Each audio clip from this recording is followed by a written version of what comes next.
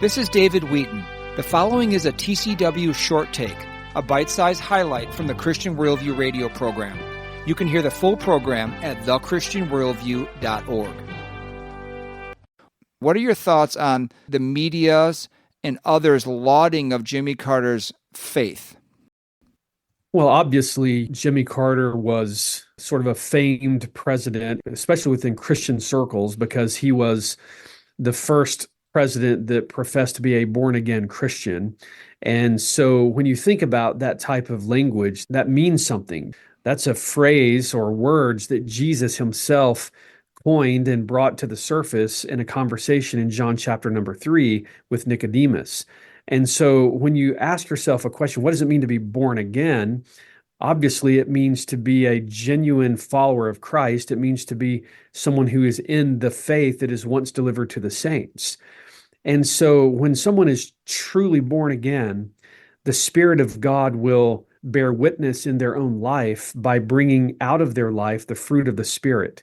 And when you look at the life of Jimmy Carter, you see a lot of progressive politics and a commitment to progressive politics rather than a commitment to the true gospel of Jesus Christ. It is one thing to say that you're born again, but it's another thing to actually demonstrate that by how you submit yourself to Jesus. Jesus said it very simply. He said, if you love me, then keep my commandments. Really, in many ways, if you were to evaluate the commitments of President Jimmy Carter, what you're going to see is you're going to see a lot of the same sort of characteristics that you see in men like Raphael Warnock, and I would consider him to be a wolf. I would not consider him to be a genuine follower of Jesus. When you look at the earthly ministry of Jesus as recorded for us in the pages of the New Testament, you see Jesus is consistently clashing with those individuals, the religious establishment of the day.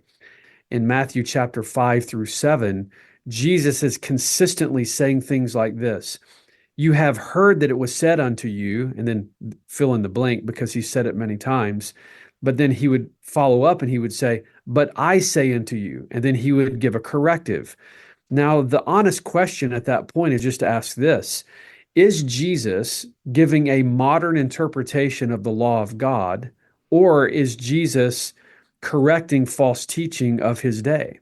And it's quite obvious. There is no new updated version of the law of God. Jesus believed the scriptures. Jesus believed the law, and he embraced it, and he did not violate it. He did not break it in one jot or tittle. So if you understand that to be true, what Jesus is actually doing is he's confronting the false teaching of the rabbis. The rabbinical teaching of the day wasn't exactly conservative. Even the Pharisees, who were considered to be the guardians of the law, in many ways were very liberal because they were creating additional laws that should be kept while at the same time breaking the very law of God. If you're going to be a genuine follower of Jesus, a genuine born-again Christian, then you need to actually obey and submit to Jesus Christ fully. This has been a short take from the Christian Worldview radio program.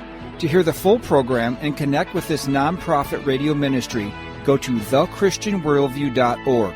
I'm David Wheaton.